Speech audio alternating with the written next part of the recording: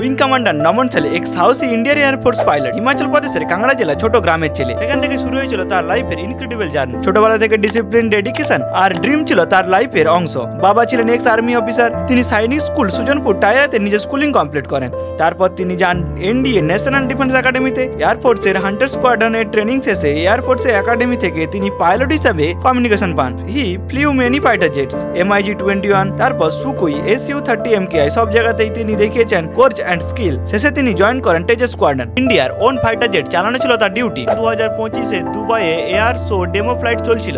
Tejas jet একটি negative জি turn করতে গিয়ে হাইট লস করে। মাত্র কয়েক সেকেন্ডের মধ্যেই প্লেন ক্র্যাশ করে আর হিউজ ফায়ার দেখা যায়। এই ঘটনাটি টিভি আর সোশ্যাল মিডিয়াতে লাইভ ছড়িয়ে পড়ে। খবর আসতে ইন্ডিয়ার ডিফেন্স মিনিস্টার দুঃখ প্রকাশ করে।